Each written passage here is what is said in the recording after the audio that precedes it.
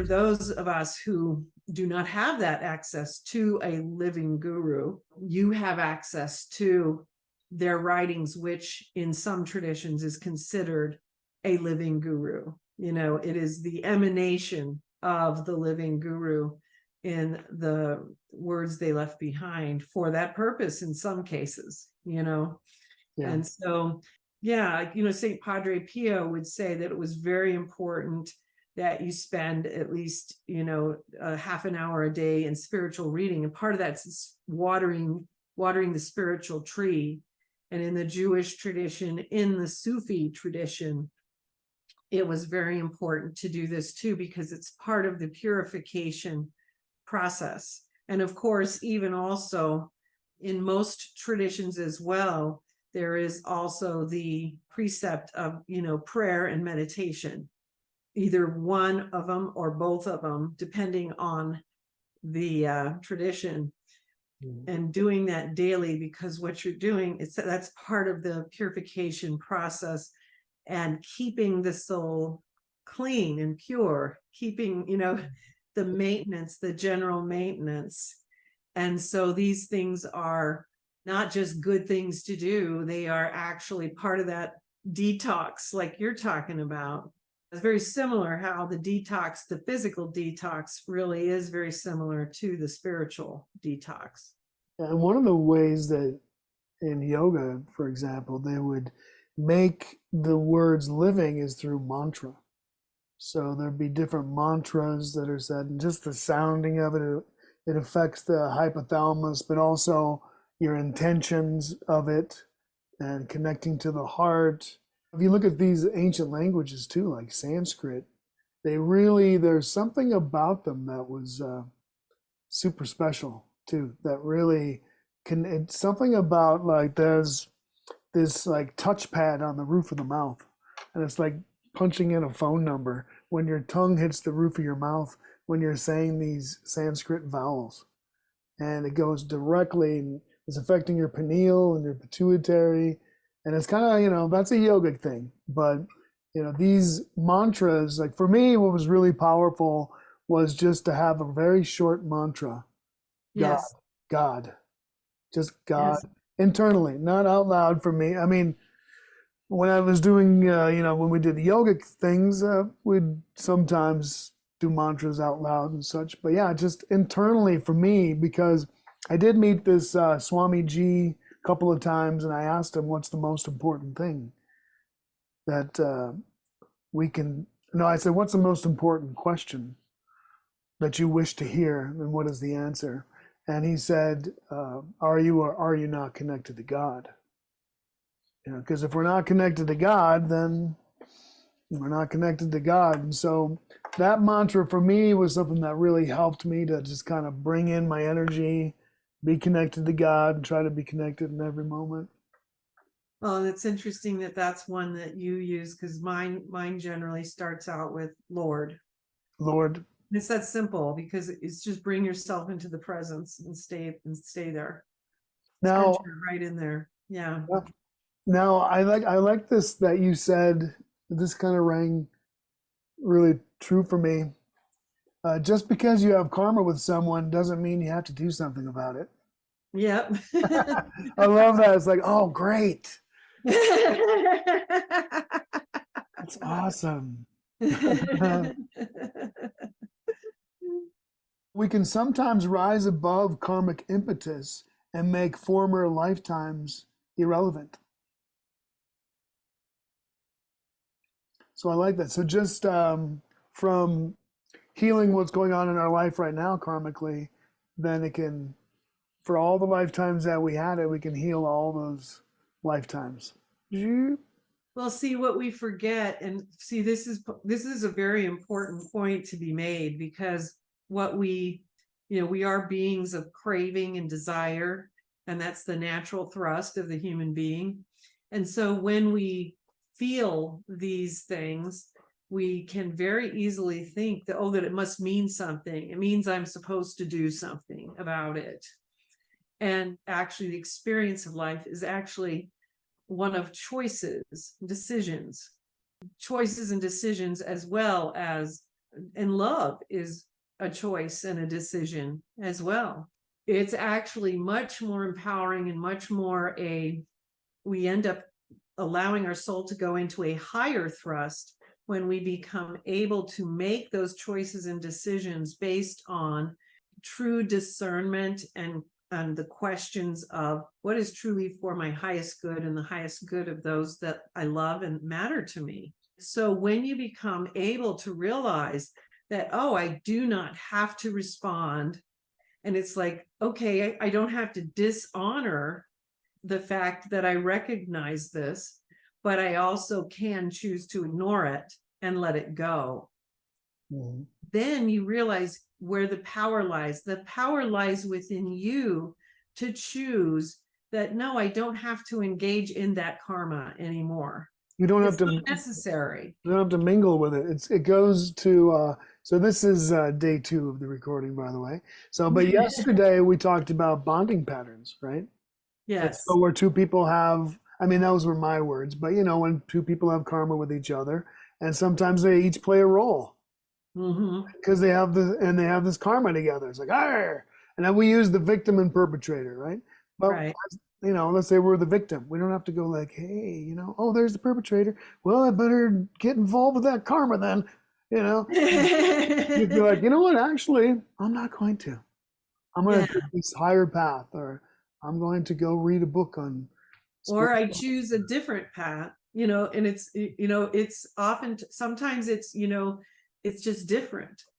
It can be higher, it can be lower, it can be different. You know what I mean? And sometimes you don't even know, is it higher or lower? Is it just different this time? Is it, you know, if you have a habitual karmic path and you're just going to do something different this time because you know that it has not worked, you know, because let's say you've been shown all these different lifetimes, gee, that's never worked, no matter what I've done. So I'll do something different. We'll see what happens. You know what I mean? And you don't know, is it going to be a good thing, a bad thing? Whatever, I don't know, but you know, we can just refuse. Might not work either. We can refuse to engage in that behavior. Yeah, it's not refused. But the thing that's important is that you don't have to dishonor that love between those two souls by choosing not to engage. You're respecting it and respectfully letting it go and letting it just be whatever it might be. With, you know, maybe you're friends, maybe you're not, you know, I mean, I don't know. Yeah. But you're respectfully honoring that you recognize that there was something there, but you're letting it go. You're choosing not to engage.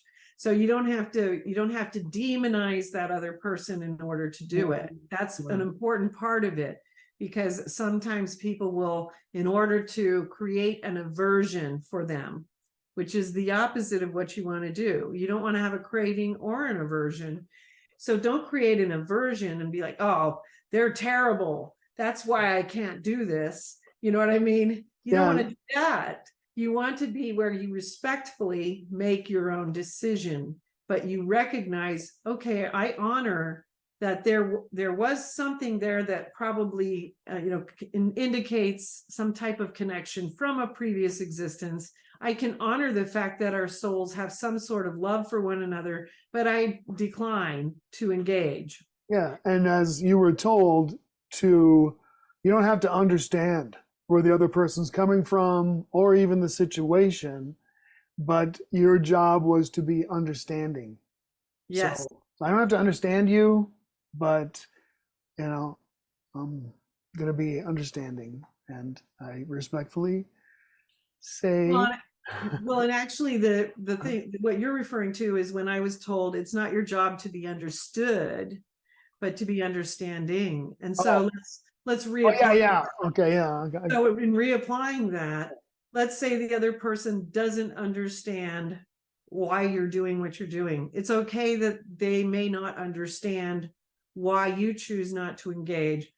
Your role would just be understanding of the fact that they may disagree with your choice, but you make your choice based on what you choose it for, whatever that may be. And this doesn't have to be just because, okay, let's say you're married and you have a family and you're making it for that obvious reason. let's say you're a single person and you choose, no, I'm not going to engage, which is an equally valid point, because here we're talking about calming the restless sea. As a soul continues to purify themselves of all of their karmas, they're going to change on a general basic level where they want to calm the restless sea. And a lot of these types of entanglements will become less attractive to them. And so when they run into it, they may have totally different reasons for choosing not to engage. And it's because of where they go spiritually. It may just be the path that they're choosing, and it may have nothing to do with anyone else. It's just, no, I'm not going to do that. I don't need to do that. It's not something I'm feeling called to be a part of at this time. You see? And so it doesn't have to be because there's entanglements with other souls. It can be, my path is solitary right now, and this is what I choose. And there can even be like this impulse to want to engage, but from a higher space, we can say like, no, that's not the best thing for myself, or, you know, I'm getting involved in it, maybe have awareness about it, but, you know, I really have this addiction to this way of being, but I can see that this is not the best thing. And if I stop doing it, then it becomes less and less that impulse. Yes, and that's absolutely true, especially when something may be karmic. If it is karmic rather than like an eternal thing that comes in, you may very well feel compulsive about, and that compulsion may become where, gosh, I feel that compulsion is familiar. I remember that. I don't want to engage it because I know what it is now. You know what I mean? If you become, the more you engage in karmic purification, the more you may start identifying it and be more willing to let that go. And, you know, there can also be times when you may choose otherwise. That is just a very important point, that just because you run into people or situations, you know, this can happen with jobs and things, you know, people will, so they'll be faced with, let's say they get offered a job, it pays them twice as much money as they make now, and they live in a place where they live where they grew up and they have their whole family there, let's say, and they have to make a decision about, well, do I want to, you know, I'm doing okay, I make enough money to do fine here, I have my whole family here, do I sell everything and move there to make twice as much money, or do I stay here because I really want to be here with my parents and my siblings and my extended families? And so again, this can be a karmic thing that erupts in any number of ways. And that is another situation where someone, if they have faced issues with monetary or type greed-like issues, or issues where they, even if it's not greed, it's like where they felt like they had to make decisions based on the best financial circumstance in previous lifetimes, where they may have to make a choice, and it's okay for them to say, no, I'm not going to entertain that. I'm going to choose this happiness over that happiness this time. And so it can happen in different ways. It doesn't have to just be relational. It can be in different things, you see. And also, I think with the compulsiveness that we could have towards repeating the pattern, again, there's that parallel with dietary, like in a way, because when we stop eating, like, let's say that sugar, yes, our body's going to stop craving it. Exactly. You know? Yes, that's very true. Very true. I don't know how food got into this. I'm not really hungry or anything. No, it's a good analogy. It's a good analogy because that's very true about that. And so when you're giving up something you really like, I mean, a lot of the things that we like food-wise can become like compulsive cravings for us, just like the activities that we engage in our lives. And we can, it's very similar to what we see with the karma, and how we generate karma. So it's a very good analogy. Ancient energized statues in a museum, in a mausoleum. We go to this place, and there are these ancient sacred statues, which contained energies needed to energize an eternal program. Mm-hmm. And then, so they're in the building, and then, so we walk through the doorway, and then all of a sudden we're standing atop a magnificent snow-topped mountain. And interestingly, the sacred statues were strewn amongst the wintry wilderness. So we had to hurry down the mountain to catch a bus that was going to take us to the next part of this ritual passage. But we get to the bottom, and looks like Andy had a much greater degree of physical skill in getting down this really treacherous mountain. I kept falling into puddles and stuff, but he helped me get down there. And Andy was holding two small statues. One was the image of an Indian man, Native American man, and the other was an ancient priest. And so in order to continue our journey, he would have to find these hieroglyphic symbols on the statues. And this was where I come in, because although he's more physically gifted, I was more gifted in the spiritual. So that was how we were complementing one another. And so he couldn't find them. No, you need to look at the base of the statues, the foundation where all things must begin. And so we turned them to the base, and we found the mysterious symbol. But this was the same symbol that we find, which is always on the Book of the Eights. Here it is. So this shows it sort of. So on the bottom of the statue, you see this little symbol. Can you No. Sorry, you can't see it. So here it is. This symbol right here. Okay. And that's the symbol of the Book of the Eights, and it's on the bottom of the statue. It's kind of like, the way I would describe it, it's like an H with a lower hanging, the left side of the long side of the H. Mm-hmm. It's kind of like that. So that's what he finds. Let me see if that's the only sign that he finds. So it's interesting because there's hieroglyphics on them, but that's the sign he needed to find. So when he shows them to the guide, then the guide in the bus who needs to see what we found, he says that yes, we found the correct symbol that we needed to find. And he says, now we go to Nightmare House. And this is when we end up going to a little special ritual passage. Yeah, there's a maze, a vast maze of illusions. Yes, and so it takes us through a whole bunch of things. It was like an old haunted mansion. It seemed like it was haunted by all sorts of scary things, most of which were things that were fears of ours from our own lifetimes, our own pasts, things like that. We were greeted at the door by an old, small woman. She had a little dog. There was a short, balding man with a terrorizing demeanor who spoke. And, when he would speak, his voice echoed. And then that was the first. He took us to the left side of the house, which contained frightening elements from our lives. Aspects of memory which had laid down limiting patterns on our souls.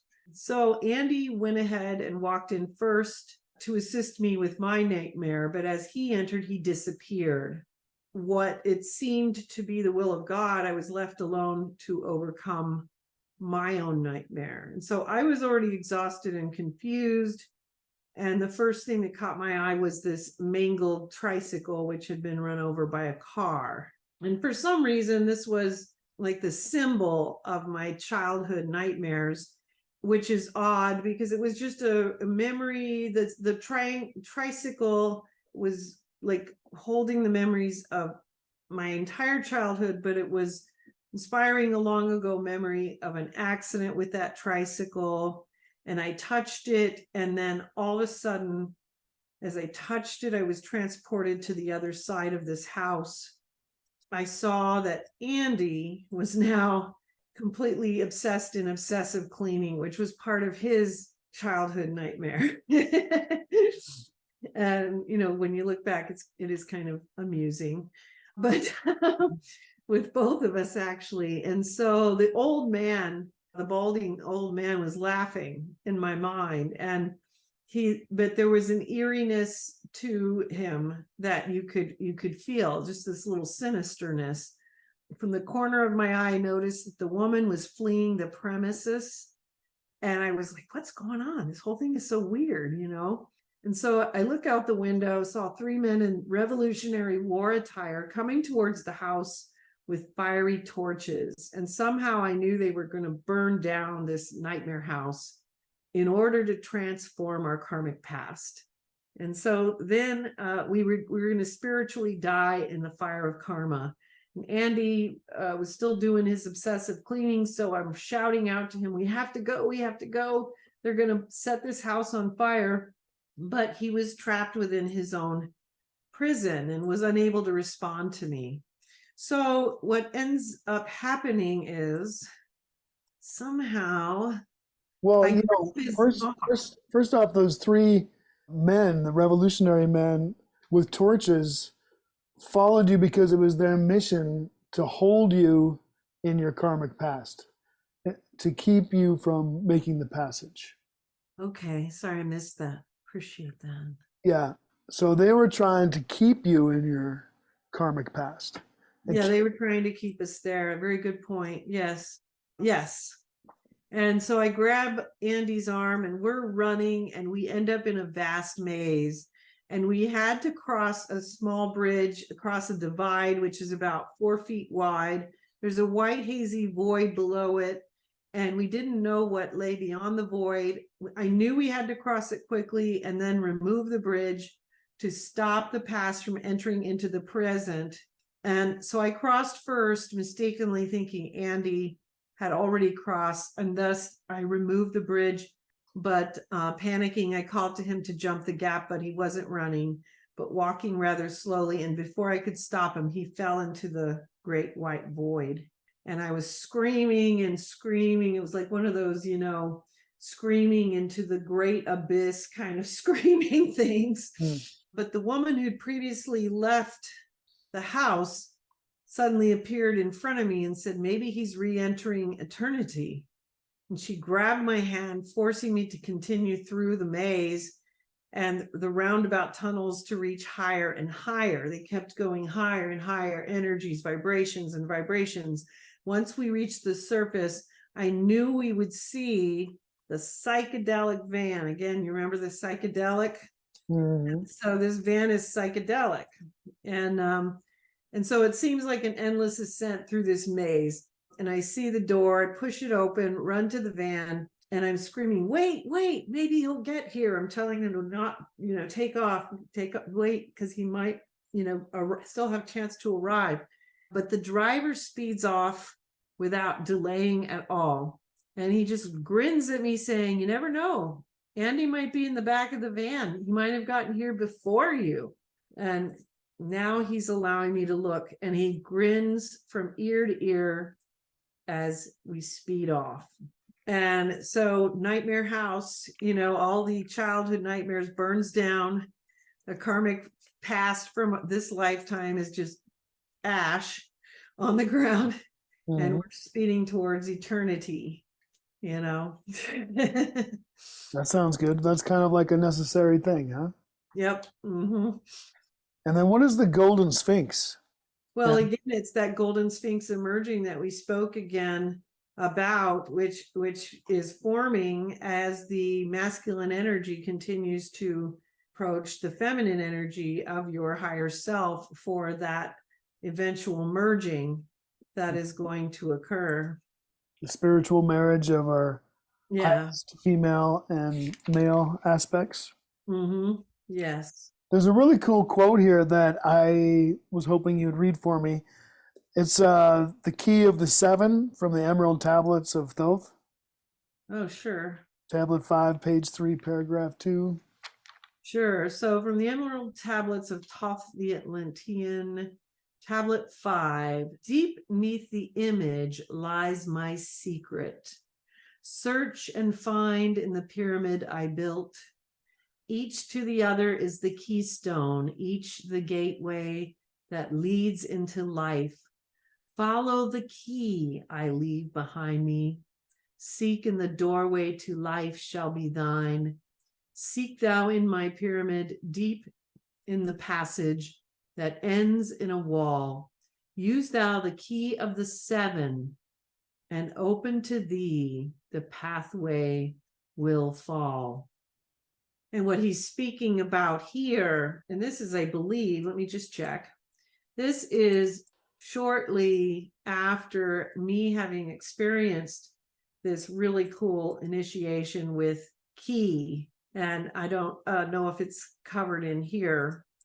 And this is the key master who's taking me through the final keys to the union of the masculine and feminine energies, of bringing those together in the final purification of the soul, the final karmic purification of soul.